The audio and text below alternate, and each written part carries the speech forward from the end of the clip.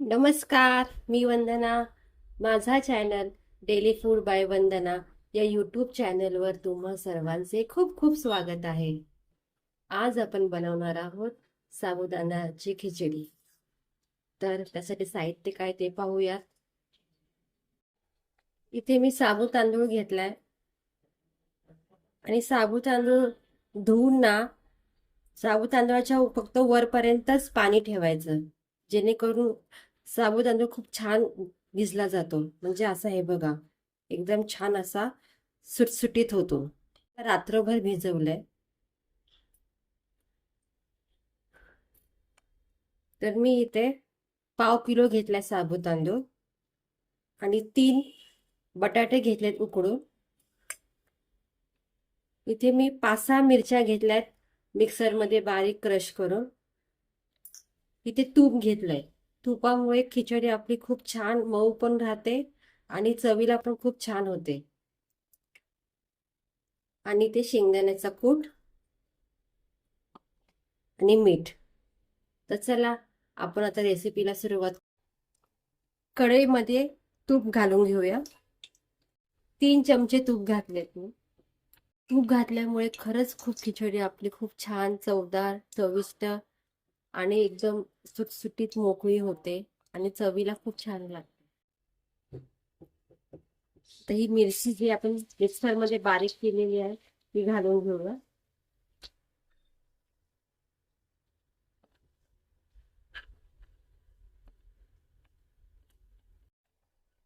मिरचीला चांगल्या तुपामध्ये परतून घेऊया. आता याच्यामध्ये बटाटे घालूया आणि हे सुद्धा या मिरची आणि तुपामध्ये चांगले परतून घेऊ. तर साबुदाणा घालू.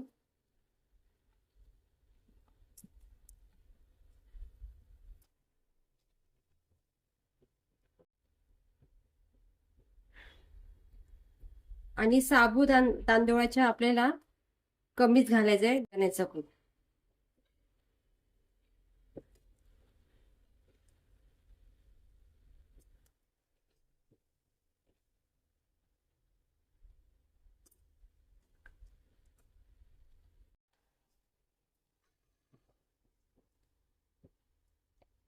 आता मीठ घालू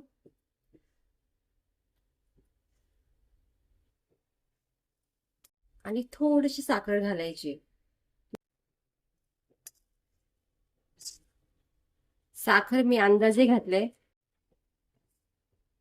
आणि साबू तांदळाच्या निम्मा आपल्याला शेंगदाण्याचा कूट टाकायचा आहे.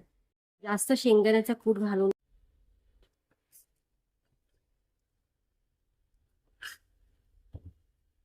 आता आपण याच्यावर झाकण ठेवूया. आता आपण खिचडी बघूया. प्रत्येक वेळेस ना खिचडी 2-2 मिनिटांनी बघायची, नाहीतर खिचडी मग खाली लागू शकते. 1-1, 2-2 मिनिटांनी खिचडी अशी झाकण काढून परतून घ्यायची.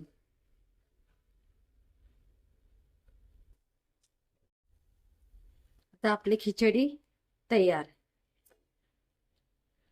आता आपण प्लेटमध्ये सर्व करूया. हे पहा, आपली खिचडी तयार. तुम्ही सुद्धा घरी नक्की करून पहा आणि खिचडी करताना ह्याच्यामध्ये तूप घाला आणि मला कमेंटमध्ये सांगा. खिचडी बघा एकदम छान मऊ आणि लुसलुशीत होते.